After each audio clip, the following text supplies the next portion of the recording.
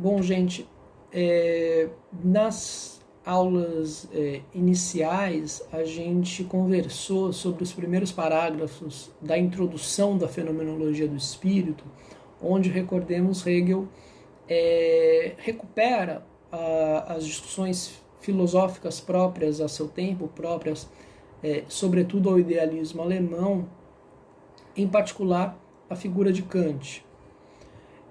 E nessa discussão, que a gente não pode dissociar, como eu ressaltei para vocês, também do seu contexto social, histórico, do contexto em que ela aparece, a gente parou essa discussão mais ou menos na altura dos parágrafos 81, 82, mas eu queria que começar esse vídeo de diretriz, só reforçando algo que está presente no parágrafo 79 da introdução e que é um dos elementos mais importantes, talvez o mais importante da lógica dialética hegeliana, que é a ideia de negação determinada. O que Hegel nos apresenta sucintamente é que no âmbito ordinário, na consciência natural, como ele chama, há uma oposição rígida, e não poderia ser diferente, uma oposição lógica, entre aquilo que é verdadeiro e aquilo que é falso, entre o sim e o não, entre o positivo e o negativo. No entanto, Hegel nos convida a pensar de uma outra forma, porque para ele toda negação, que vale o mesmo que dizer aqui, toda transformação, ela não aniquila totalmente, completamente o objeto negado, mas aniquila ou nega ou rejeita ou recusa elementos específicos desse objeto, ou, na linguagem hegeliana, algumas de suas determinações. Por exemplo, se a gente sai um pouco da esfera epistemológica, que é a primordial aqui na fenomenologia, e pensa uma transformação como, por exemplo, entre uma criança e um adulto. Nos termos de Hegel, o adulto ele é a negação da criança. Acontece que esta negação da criança, ela não poderia ter um resultado positivo de continuidade se o ser adulto aniquilasse completamente aquilo que está dado no nosso ser criança.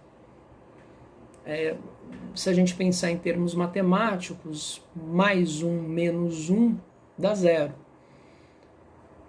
Entre uma oposição A e não A, há um aniquilamento.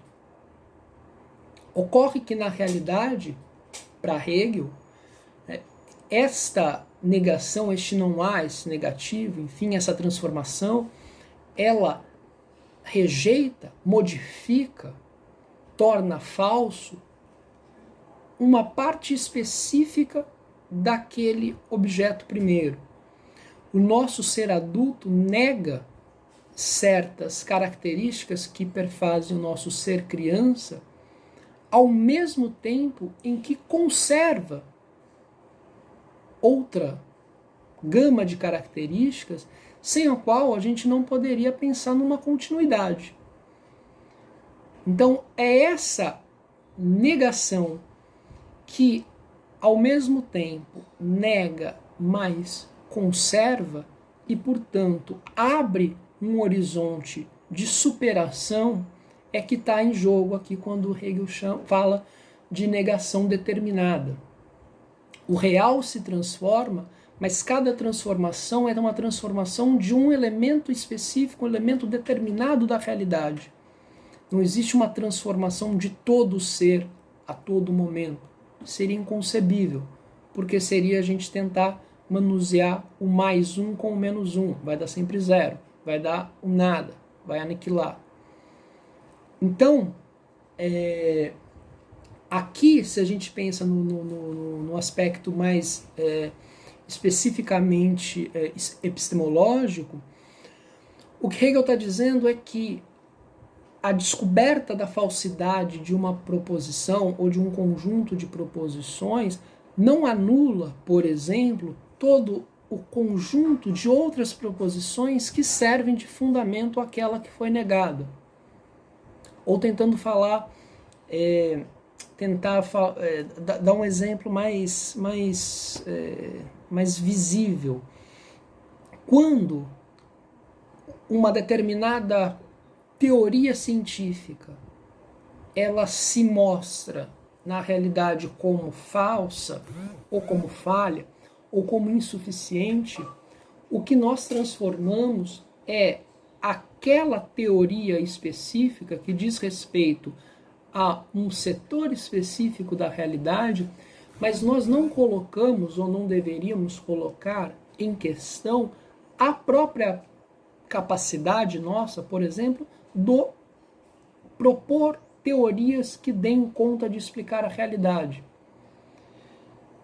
Essa posição que desconfia fortemente a cada momento de engano, de vacilo, de transformação, e que Hegel está aqui chamando de ceticismo, que do ponto de vista epistemológico é usualmente chamada de ceticismo, ela, para Hegel, ela não leva em consideração esse caráter determinado, inclusive de toda falsidade.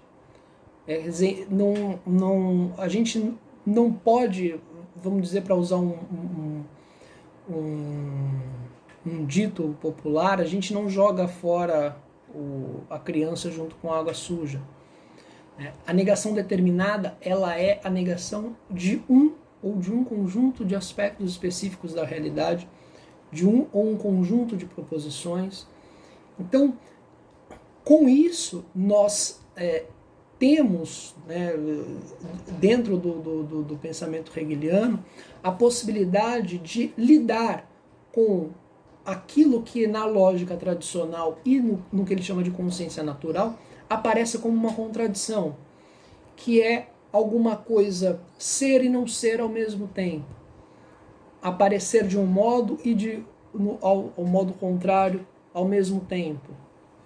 Cada um de nós ao mesmo tempo é o seu ser criança, mas o é negado, ou para usar o termo que vai aparecer mais adiante em Hegel, é suprassumido.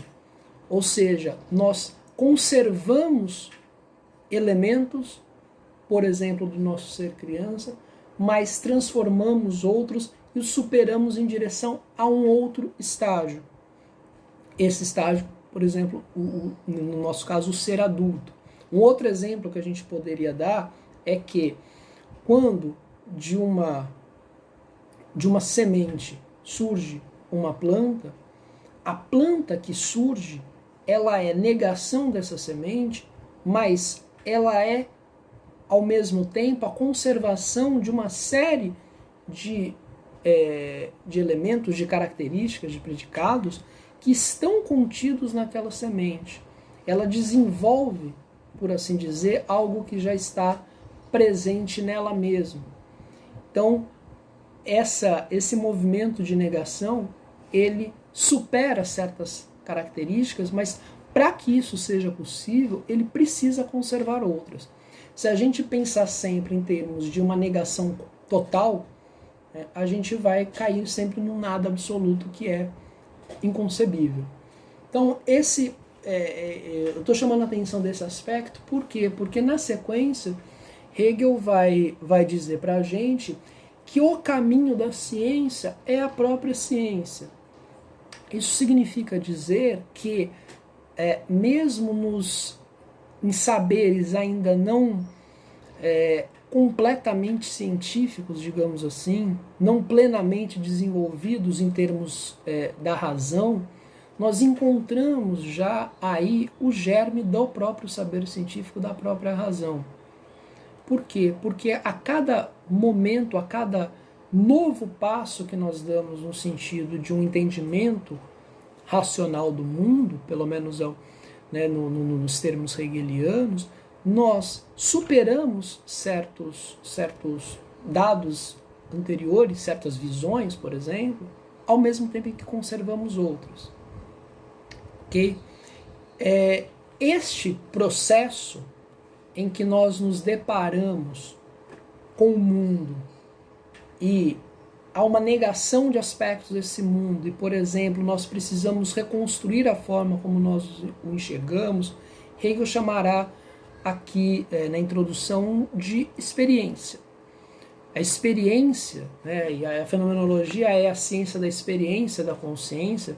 A experiência da consciência é justamente esse processo de aprendizado dela em relação ao mundo, no qual a cada momento aquilo que ela tem como verdade se mostra como uma verdade insuficiente ou uma não verdade.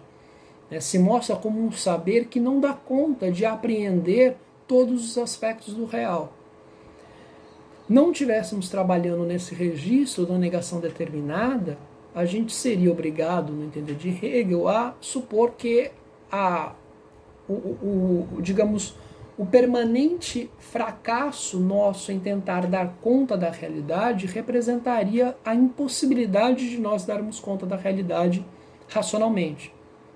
Mas o que ele tentará mostrar para a gente, inclusive na sequência da fenomenologia, é que a cada passo, aquilo que foi vivenciado ou experimentado anteriormente e que se mostra como insuficiente, será retomado, aprimorado, enriquecido ou dialeticamente superado ou suprassumido, para usar de novo o termo técnico correto. Então, no parágrafo 86 da introdução, Hegel diz: esse movimento dialético que a consciência exercita em si mesma, tanto em seu saber como em seu objeto, enquanto dele surge o novo objeto verdadeiro para a consciência, é justamente o que se chama experiência. Então, só para tentar dar uma diretriz, e aí numa próxima oportunidade, no próximo vídeo talvez, eu vou partir já para as figuras da consciência em que essa experiência vai ser descrita. Mas o que Hegel está nos apresentando, lembrando do contexto em que ele está trabalhando, é que há um problema para toda a teoria do conhecimento, que é se aquilo que o objeto é nele mesmo, é em si, é o mesmo que aquilo que se apresenta para nós. Pelo menos este é o problema que o kantismo legou à filosofia, como vocês sabem. E o que Hegel vai nos colocar é que a posição de que há uma verdade do objeto independente da consciência, ela é a posição do que ele chama de consciência natural. No nosso senso comum, nós adotamos uma série de verdades incontestáveis, que coisas são verdadeiras, independente de nós percebamos essas coisas ou não, ou que nós acreditemos ou não. Quer dizer, existe uma realidade do mundo que é independente da gente. A verdade está do lado do objeto, ou do lado do em si. No entanto, o que a gente apreende, a princípio, seria o lado para nós deste em si. Ou seja, aquilo que seria verdade apenas para nós, mas não necessariamente representaria a verdade toda do objeto. E a questão que se coloca, que Kant coloca como uma impossibilidade, né, de articulação entre esses dois planos, ou seja, há uma coisa que é a verdade do objeto nele mesmo, e uma outra coisa é o fenômeno, aquilo que ele apresenta para a gente que nós podemos conhecer, e que Hegel vai dizer, a experiência da consciência mostra que estes dois elementos, na verdade, são um só. Ela acredita que a verdade está no objeto, descobre, porém, esse objeto revela-se para ela como não sendo verdadeiro, ela descobre, por assim dizer, que o problema, ou o que ele chama, o padrão de medida equivocado está nela, ela modifica com isso tanto o objeto que ela apreende quanto a si mesma. Ela faz o que aparece ali no termo, na página, no parágrafo 87, como uma reversão da consciência mesma. Porque a cada momento em que o saber da consciência sobre um objeto se mostrar como insuficiente, ela vai descobrir que a insuficiência primeira está nela. Com isso, ela se modifica e modifica o objeto que ela vai investigar na sequência. Então, por isso que a gente vai ter um caminho aí logo mais, que é entre a sensibilidade, o Hegel chama de certeza sensível, que vai se mostrar insuficiente, quer dizer, aquilo que nós percebemos pelo sentido que parece absolutamente verdadeiro e incontestável não vai se mostrar. A consciência modifica a sua forma de apreensão para a percepção, para unidade, para o entendimento de que, ou para a compreensão de que os objetos foram uma unidade de determinações, de características, mas a percepção também vai se revelar insuficiente porque os objetos relacionam-se entre si, o mundo relaciona-se entre si por meio de leis, as leis da física, da química, da biologia, e essas leis são frutos de uma outra forma de apreensão do mundo que ele chama de entendimento, que é a ciência, que também, por sua vez, vai se revelar insuficiente porque neste trajeto a consciência descobrirá que, no final das contas, todo este processo revela que ela é a depositária da verdade do mundo. É ela quem constrói a forma como a realidade se mostra. E que, portanto, não haveria, ou não haverá, essa é a conclusão mais lá na frente, distinção entre a consciência como sujeito do conhecimento e seu próprio objeto de conhecimento. Isso é algo que a gente vai discutir, e obviamente quando as aulas voltarem, isso vai ser muito mais bem tratado. Só tentando dar indicar mais ou menos o caminho que Hegel vai seguir. Mas por hora, para encerrar esse vídeo, o que eu quero pedir para vocês é que concentrem-se aqui na introdução, nessa ideia de negação determinada, na definição hegeliana da experiência, à luz dessa discussão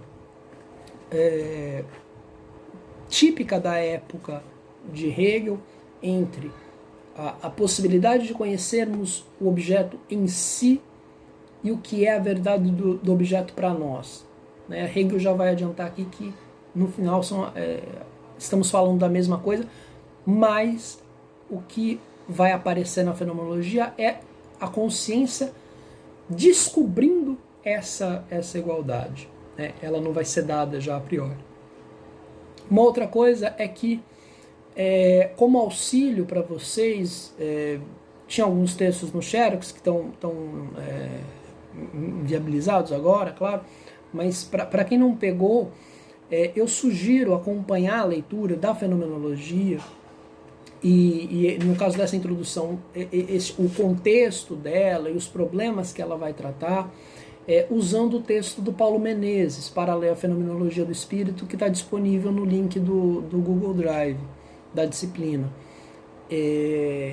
E aí a minha ideia é que vocês respondam a esse vídeo, quer dizer, com suas dúvidas, não só do vídeo, mas do texto, para que eventualmente num próximo vídeo, ou se as aulas voltarem, num tempo razoável, quando voltarmos, para que possa responder. Eu lembro que não é... Aqui a gente isso aqui não é aula, não tem cobrança, quer dizer, não é obrigação, é só mesmo uma tentativa de fornecer algumas indicações, então eu espero o retorno de vocês para que eventualmente a gente possa continuar, mas insisto, isso aqui não tem o mesmo caráter de uma aula, claro. Ok? Então é isso, gente, até mais.